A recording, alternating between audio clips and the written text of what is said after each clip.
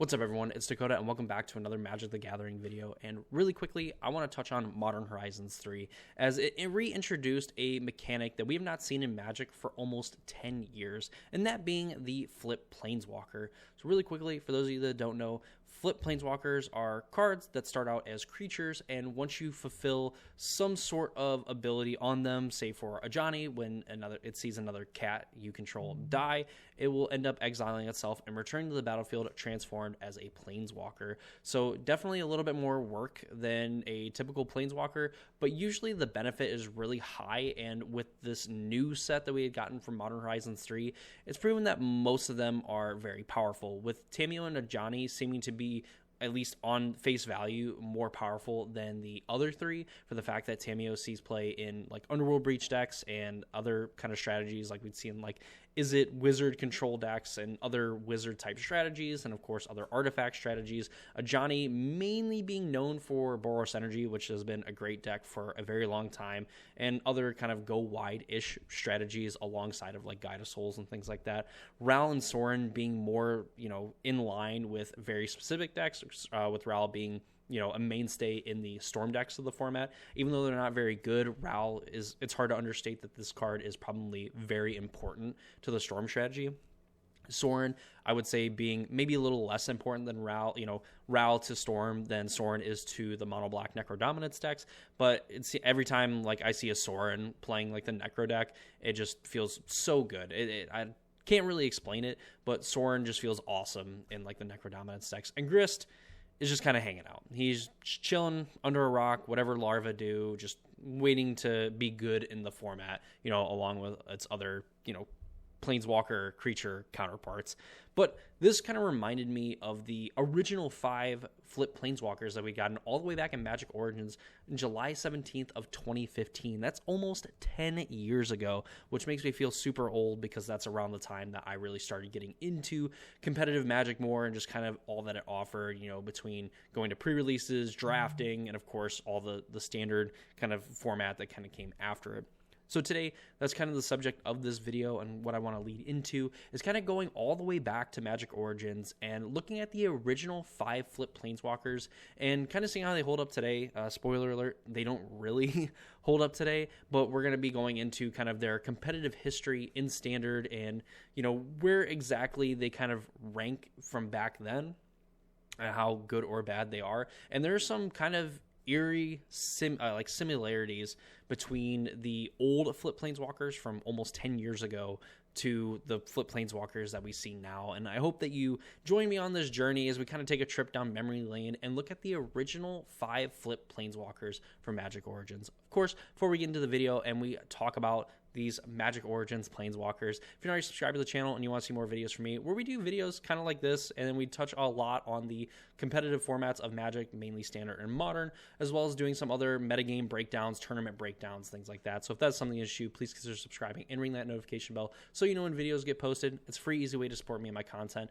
And if you'd like to support me even further, you can go down in the description down below, and I have a few links down there. One goes to my Discord server. You can go ahead and join over there for free, as well as following me on Twitch over at twitch.tv/Crawdaddy23, and go and subscribe to the Casual Spikes podcast, where me and my co-host Randy over at MTG with Randy talk a lot about the competitive formats of Modern and Standard, going over the complete metagame, preparing you for any of the big events that are going to be going on, recapping said big events, and just overall trying to get you prepared and ready for your local RCQ so you can qualify for the RC or potentially even the Pro Tour or World Championship. Lastly, I want to thank the sponsor of the channel, Manatraders. If you go down in the description below, you will find a code for my affiliate link for Manatraders, where if you use that code and you sign up for Manatraders, you're going to get 5% off your monthly subscription.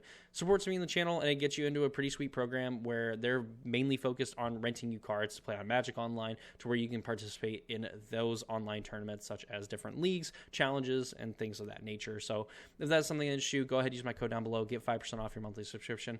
With all that said, let's go ahead and take a look at our first Flip Planeswalker from Magic Origins. So I think probably the worst of the bunch, and kind of in that grist category of flip planeswalkers from back in the day, is unfortunately Chandra, Fire of Kaladesh. There is no real notable like placements of this card that at least I can remember from the time. The only good thing I think that Chandra, Fire of Kaladesh did in its run in Standard was actually help me win my championship playmat for Magic Origins. So that was something. Playing a red deck that just had no business beating up on like elves and the is it in Soul deck and the any of the like heroic strategies that people were playing at that event is actually insane. But you know, this card is insanely bad. So it's essentially 1 and double red for a legendary human shaman 2/2 that whenever you cast a red spell, you untap Chandra, Fire of Kaladesh, and then you have to tap it, and it'll do 1 damage to target player, and if it has dealt 3 or more damage this turn, you exile her, return to the battlefield, transformed under your owner's control. So ideally, what's going on here is that you tap Chandra, ping your opponent, and then you play 2 more red spells, and you get to untap, ping, call it a day. There is spells that exist in Magic that have a creature deal damage, so technically if you could do something like that and have like activate Chandra to like ping your opponent, you could technically do it in 1 activation, but there's also some power, if you will, to just like activate, play a spell, you know, respond to your own Chandra trigger or activation by playing a red spell, untapping, and kind of doing this thing over and over again for a bunch of red spells where you just get to ping your opponent before the Chandra like technically flips, and then getting more pings along the way. But you know, in the deck that like I played with Chandra, Fire of Kaladesh was a lot of just ping your opponent, play a spell to kill their creature, untap, ping your opponent, kill their creature, untap, ping your opponent, and get the benefit of Chandra Roaring Flame, where for a 4 you get a 4 loyalty planeswalker, +1 deals 2 damage to target player, -2 deals 2 damage to target creature, -7 deals 6 damage to each opponent, and each player dealt damage this way gets an emblem with, at the beginning of your upkeep, this emblem deals 3 damage to you. Holy hell, this card is bad, and I have no idea why I was so obsessed with playing this card. Because like I really wanted to be, I'm like, man, this card is awesome. I even remember going to Magic Origins pre-release, and you know, I think back then you got to choose what kit you wanted, and you got like the red, you know, all 5 colors, and I really wanted the red one because I'm like, I just want to play these cards. I think I got like an Embermaw Hellion was like my like promo card, which is a really sweet card, but it's not like it's really all that good. But you know, this Planeswalker is bad. It's a lot of work. You have to essentially activate Chandra 3 times to be able to get this, you know, to get this to flip. You know, you could, in theory, attack with Chandra and deal 2 damage, but being a 3-mana 2/2 and, you know, having to attack with this, say, on turn 4, even if you were somehow to give it a haste on turn 3, just really isn't that good, and definitely something that players picked up on very early, and something that, unfortunately, that I learned probably way too late. But again, you know, probably Chandra's most notable victory of, you know, ever in Standard is winning a, you know, game day. So pretty cool there. But yeah, this Planeswalker is difficult to transform. You know, obviously you got to jump through some hoops. Like if you don't want Chandra to be in danger, you have to cast multiple red spells to be able to untap her enough times to then tap her and deal damage. And then, of course, you have to hope that your opponent just doesn't have a removal spell like all of these. But they could definitely get you to invest some of your spells into trying to untap and flip Chandra, and they can just kind of catch you with your pants down and kill your Planeswalker, you know, all at the cost of, you know, maybe taking 1 or 2 damage from it and you having to spend multiple spells to get to untap. That's just not very good. And then even if you do get this to transform, the minus ability to deal 2 damage to target creature, like sure, there's some some world where you could use a combination of spells to, you know, deal damage to a creature that maybe doesn't kill it, to then flip Chandra to the -2 to kill that creature off. But I think if you are doing that, you're kind of hoping that you've cleared the board at that point to where, you know, Chandra is going to be essentially uncontested and you're going to be able to protect her a little bit better and plus up to that ultimate ability. But really, it feels like if you have to minus right off the rip and then you have to wait so many turns just plussing Chandra, you're probably better off just continuing to plus Chandra in combination with some other burn spells. But yeah, this one is probably the worst of the bunch. I shouldn't even say probably. I think it is the worst of the bunch, you know, regardless of anything else. And, you know, I kind of look back in shame just a little bit that I really so badly wanted this card to be good, and I really badly wanted to play it. But no, we're not going to waste any more time on Chandra. Like, we're going to go to the next flip Planeswalker on our list. Next, we have Liliana, Heretical Healer, and there's not a lot of stuff I could find about this card in Standard. There was definitely some forum posts of people talking about, potential homes for Liliana, Heretical Healer, and Standard, but I've definitely been getting a lot more, like, dual commander articles, if that tells you anything. And I know it's kind of, like, weird, to me at least, because I know that, at least from talking to people way back when, that this was supposed to be sort of kind of a cheaper alternative to, like, Liliana of the Veil, because I think Liliana of the Veil at the time was like a $70-$80 card, and this was something that, at least in black, you are able to kind of satisfy Liliana's flip condition relatively easily. So kind of give you an idea here. So Liliana, Heretical Healer, is 1 and double black for a 2/3 legendary human cleric, has lifelink, and whenever another non-token creature you control dies, you exile Liliana, Heretical Healer, then return her to the battlefield, transform under owner's control, and if you do, you put a 2/2 black zombie creature token onto the battlefield. So already, if you lose a creature, whether you're attacking, blocking, whatever, you end up getting a 2/2 zombie and a Planeswalker, which I think already is a pretty good thing, because you can kind of upgrade, one of your 1 or 2 drops back, to a 2/2. So, I mean, you either stay, like, at parity-ish with power and toughness, and of course you get a Planeswalker on the other side, and in a color where you can sacrifice your own creatures to get some sort of value, or you have creatures like Fleshbag Marauder at the time that enter the battlefield, and they make each player sacrifice a creature, to where you then get essentially a permanent creature. You get a creature off your opponent's board, and then again you get this Planeswalker. So what exactly do we get once we satisfy that condition? Well, we get Liliana, Defiant Necromancer. So for +2, we start at 3 loyalty. +2, each player discards a card. That's kind of why I mentioned, essentially a cheaper alternative, like actual money-wise, to something like a Liliana of the Veil. Is because Liliana of the Veil had a +1 that makes each player discard a card. This is a +2 that makes each player discard a card, that immediately puts it up to 5 loyalty and takes it out of lightning bolt range, which at the time would have been pretty important. -X, return target non-legendary creature card with converted mana cost X from your graveyard to the battlefield. This is pretty cool, because again, like, we have those sort of plays where we have, like, these small creatures that end up doing something when they die, or even going and getting other bigger creatures. You can just use this +2 to discard a card, put a card into your graveyard, and then use Liliana to minus and bring a creature back. So, I mean, there's at least some kind of synergy there with some of the abilities, where Chandra really didn't have a lot of synergy with her own abilities. It's just burn a creature, burn the face, and then burn your opponent's face for a lot and give them an emblem that hurts them even more.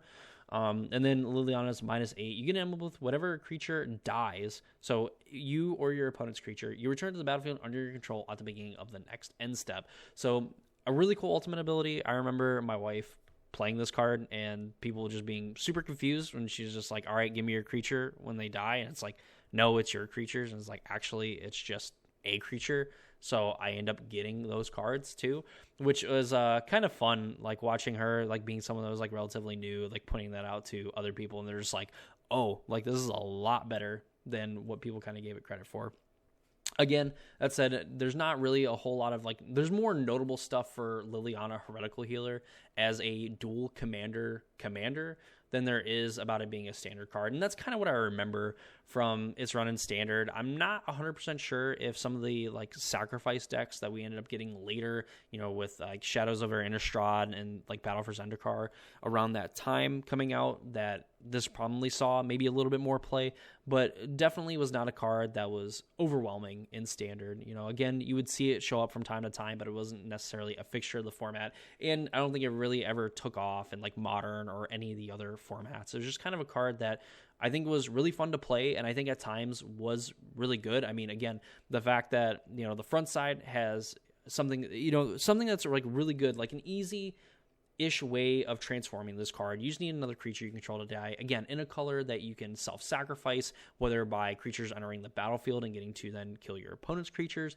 or just having to sacrifice to get some sort of value from it, to then end up getting another body on top of this actually getting to transform, to then feeding your own graveyard to potentially use the minus ability to get a big creature back, or you could just work up to a point where you can just get an emblem, and then wrath the board, and you get all the creatures on the battlefield at the beginning of your next end step. So a lot of cool stuff, I think, going on with this card. I think it is, like, in a vacuum, I think it is a pretty powerful Planeswalker. It's just in the context of the format at the time, and of course, as we kind of moved on through history, it's just really not that good and has not played out the way that you would think it would play out. So unfortunately, Liliana is slightly better than Chandra, because I think she has a lot more things going for her, where it's like more of a benefit, where, you know, again, if you're able to flip this on like the turn that you play her, you essentially get a 3-mana Planeswalker and you get a zombie on top of it.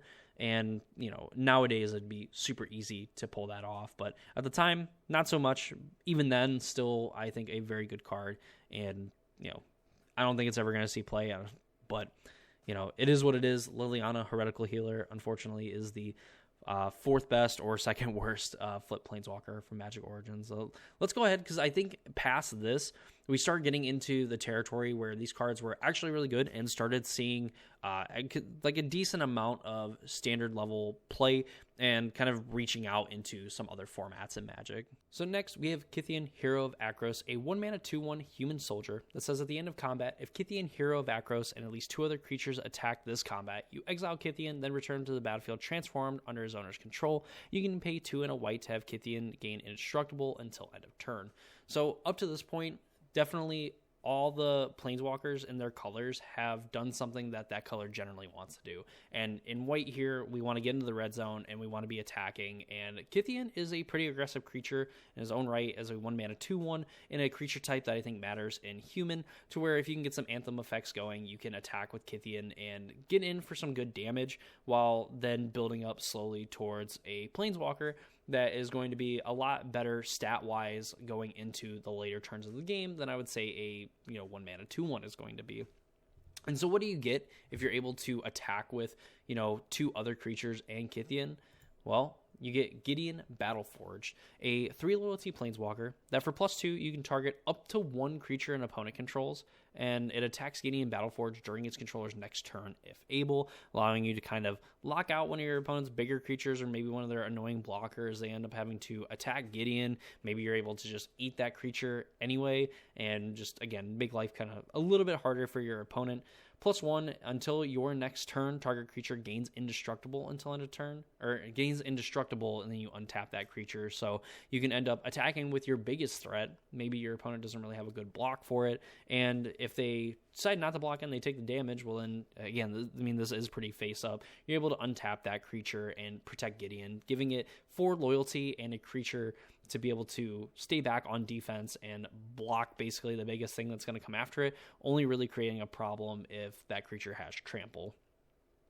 In for 0, until end of turn, Gideon Battleforged becomes a 4/4 human soldier creature with indestructible that is still a Planeswalker, and you prevent all damage that would be dealt to him this turn, essentially insulating him from any burn spells that could be going his way, and of course any damage that he would take in combat isn't going to remove loyalty. And attacking with a 4/4 indestructible creature is definitely very annoying for your opponent to deal with, because it's just a really big creature that if you chump block it, that's fine. Essentially Gideon is removing another creature off of the battlefield, while it really can just get in and start attacking when you don't really have any good, retaliation towards a Gideon. And if, again, attacking with a 4/4 doesn't really do anything, these other 2 abilities are really good at either protecting Gideon, again, allowing you to eat some of the smaller creature your opponent's playing, or, use this as okay, your big thing is going to attack me this turn, and then even if it gets rid of the Gideon, or maybe only puts the Gideon to 1 loyalty, then you're able to activate it as a creature and get in a really big attack and potentially just have lethal on your opponent,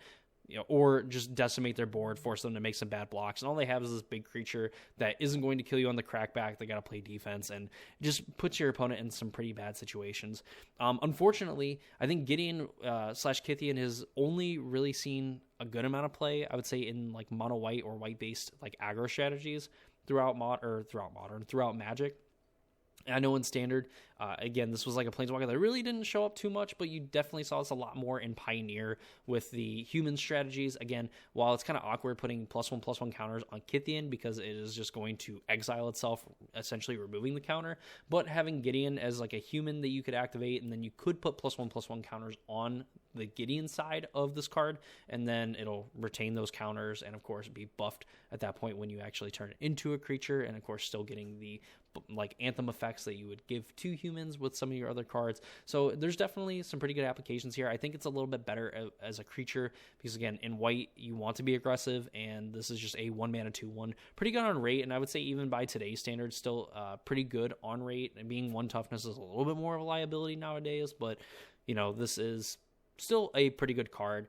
Definitely, I think a little bit higher in competitive pedigree than the other 2 cards, but not by much, really, by the whole body of work here. Still a very interesting card, and I would say a pretty good creature, with a Planeswalker side that also kind of complements being in kind of that mono white strategy or in like that white based aggro strategy. But now from here on, we're gonna have 2 Planeswalkers where they kind of make this huge jump. Again, I think Liliana and Gideon kind of fitting in the same role as like Ral and Sorin, where they definitely fit more into niche strategies, and they can be very powerful when you kind of get to do the thing, but they're not necessarily in general very powerful, where I think the top 2 cards were definitely some of the most powerful flip Planeswalkers that we have seen in Magic, and definitely shaped a lot of what Standard looked like at the time. Next, we have Nissa Vastwood Seer, a 3 mana 2/2 legendary elf scout creature that when it enters the battlefield, you may search your library for a basic forest card, reveal it, put it to your hand, then shuffle your library, and whenever a land enters the battlefield in your control, if you control 7 or more lands, you exile Nissa and then return her to the battlefield transformed under her owner's control. On the other side is Nissa Sage Animist. So a 3 loyalty Planeswalker with a +1 that allows you to reveal the top card of your library. If it's a land card, you put it onto the battlefield. Otherwise, you put it into your hand. -2, put a legendary 4/4 green elemental creature token named Ashaya, the Awoken World, onto the battlefield. -7, untap up to 6 target lands. They become 6/6 elemental creatures. They're still lands. So definitely a pretty powerful card, and at the time, kind of some context to the format, green mid-range decks were everywhere. They were basically the best deck to be playing in the format.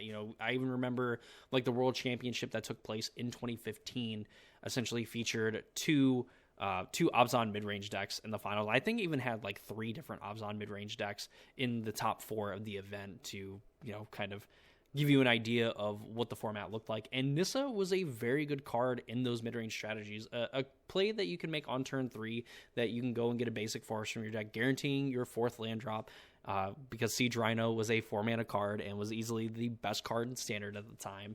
And you could play this late and get a card out of your deck, and then more than likely followed up with playing a land to then transform Nissa, and just transforming and then making a 4/4 on your turn. A 4/4 was huge. While it wasn't going to block Siege Rhino very effectively, it did block basically everything else in the format.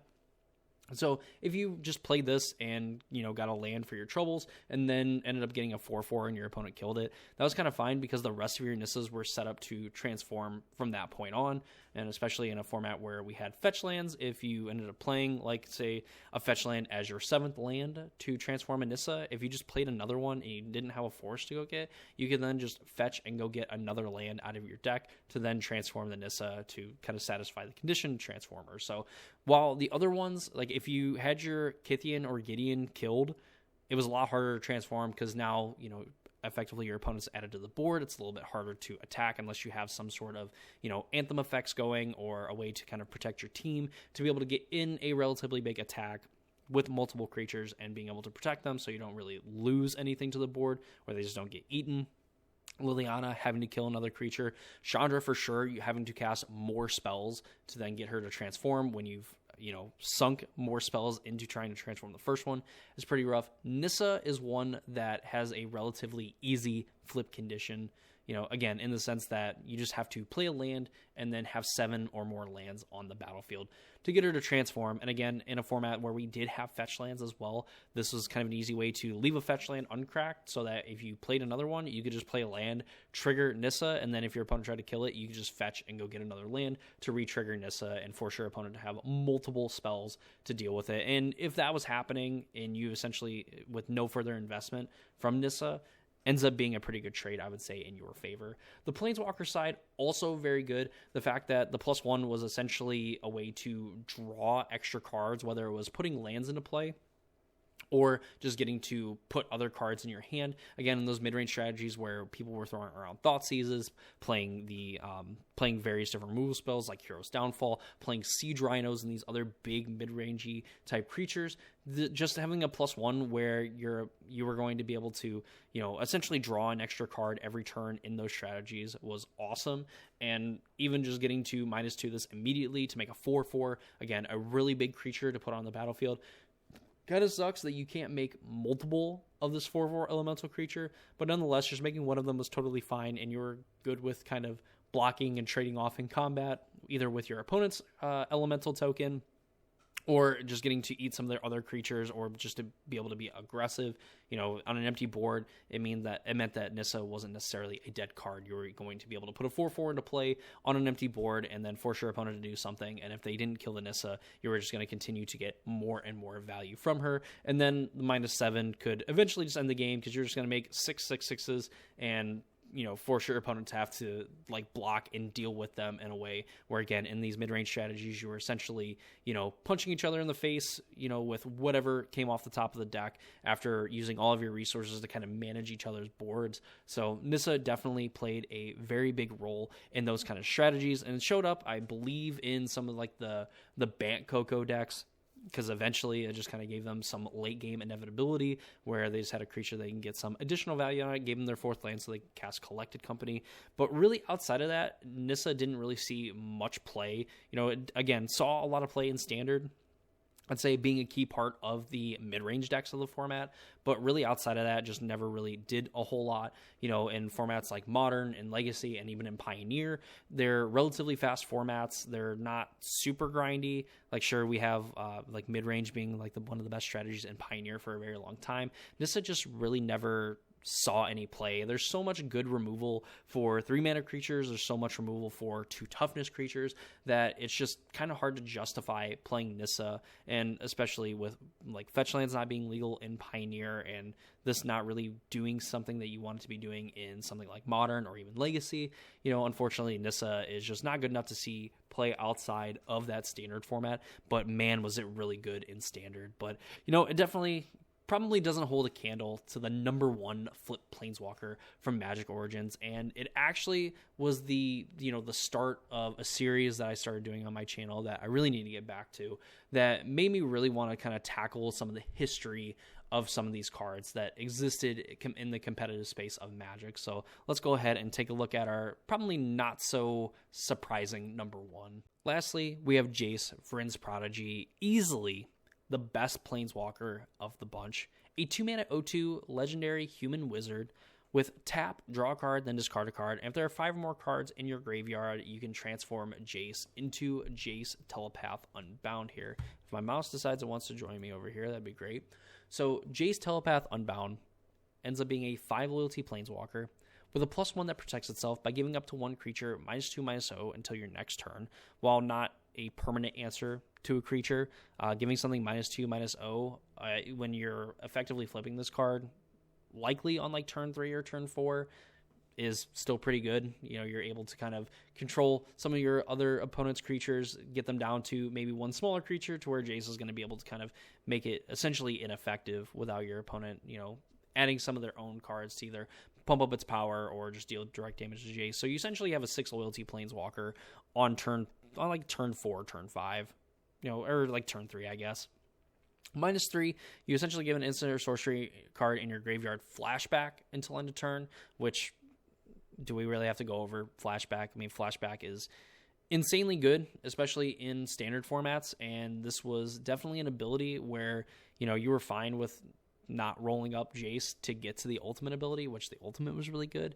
You were fine with Jace just kind of minusing, getting you a little bit of value, again, from getting to draw and discard on the front side. You can kind of set up this minus ability, so you're essentially getting to draw a card because you're going to just play that spell anyway, so you end up just kind of getting a card for that card, but still getting to play it, which is really nice.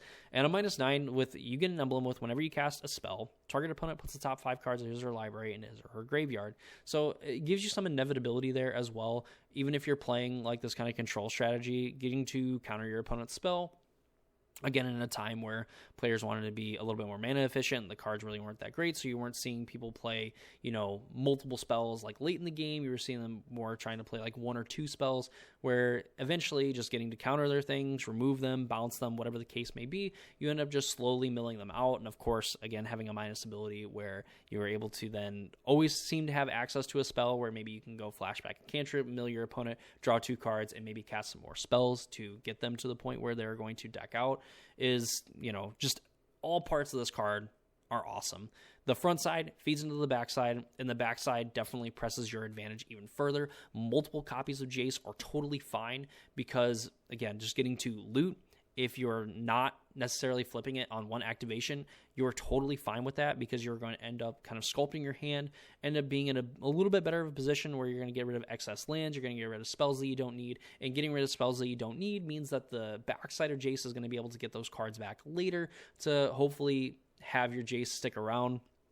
And again, even if you, over the course of 3 turns, just go minus, plus, minus, and get rid of it, and you end up playing another Jace to be able to replace it. Jace on the front side also gets to block pretty effectively because you're going to be able to block with it and then activate it to then transform it. So you essentially get a free block on your opponent's creature as well, and they can't attack the Jace either.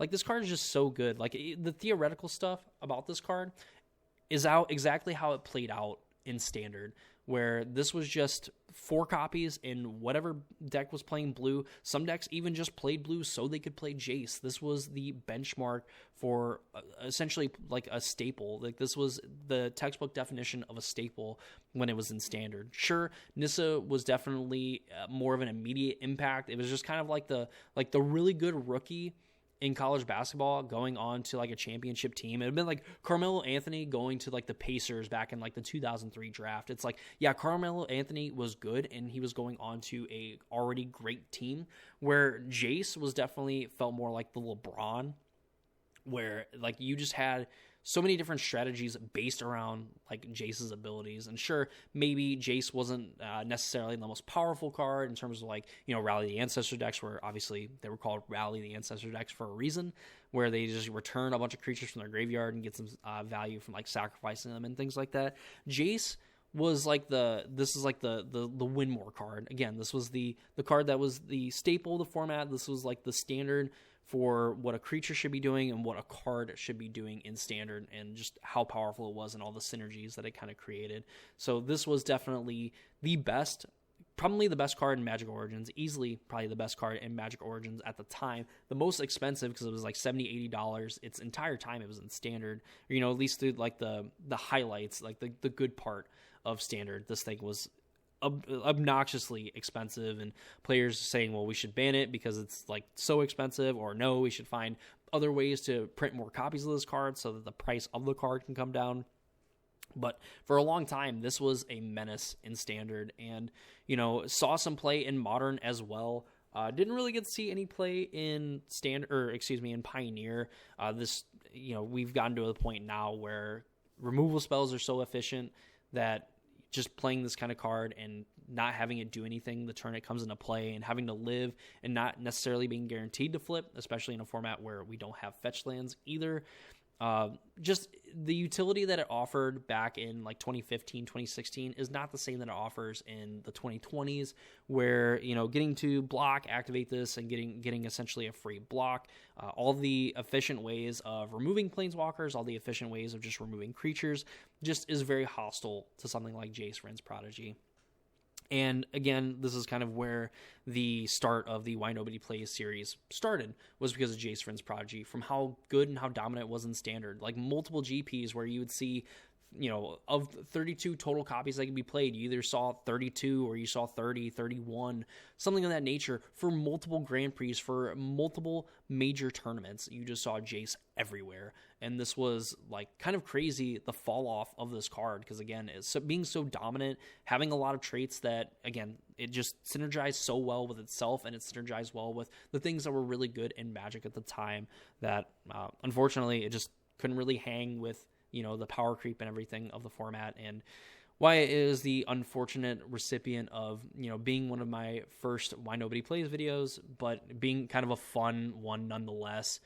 when, I look back on it, because this card just absolutely, ruled a lot of like the time that I was playing in Standard, and just didn't really end up doing much outside of it. But I would still say is the most successful of all of them, because again, it just kind of shaped and molded the Standard format at the time kind of around it. And once Nissa kind of got done being in the spotlight, Jace definitely shined the brightest of all of them. But, to kind of wrap it all up, none of them see play anymore. It's just kind of fun to look back on these older cards, because for me, at least in like the sort of historian sense, and the fact that I actually got to play with a lot of these cards back when they were in Standard, this is something that's fun for me, and kind of interesting to look back and see like how powerful these cards are, and kind of look back at a time where I was very green in competitive Magic, and looking back and seeing like, okay, like this is some of the like the potential and some of the things that you could do with these cards. Well, it doesn't necessarily matter nowadays, because again, these don't see any play. For me, it's just kind of cool to look back and see these synergies, and kind of go down memory lane, seeing some of the new cards from Modern Horizons 3, again, getting the kind of new set of Flip Planeswalkers almost 10 years later, and just kind of seeing where Magic has evolved, where we went from, the 2015s where Planeswalkers were super dominant, to the 2020s where you have to be a really good, really efficient Planeswalker with some very powerful abilities to see any play in the format. And even then, like something like Kaito is just really good, because it's a Planeswalker that you can sneak into play and protect and be aggressive with. And the Flip Planeswalkers, just being, very good on both the front half and the back half to end up seeing the substantial play that they do in Standard. But, I hope you all enjoyed this video, kind of going down memory lane with me here, talking about some of my favorite cards and some of my favorite designs throughout Magic history. So if you enjoyed the video, please leave a like on the video. Comment down below what you think of the original Origins Planeswalkers. If you played during this time, maybe some of your favorite memories, or memories that you don't necessarily care for. Maybe they made you rage because, again, Jace at the time was everywhere, Nissa everywhere, those sort of things. So be sure to let me know in the comments down below. Of course, subscribe to the channel for more videos like this and other competitive Magic the Gathering videos. And of course, check out all the links and stuff in the description down below. But that's going to do it for me in this video. I hope you all enjoyed it, and I hope to see you all in the next one.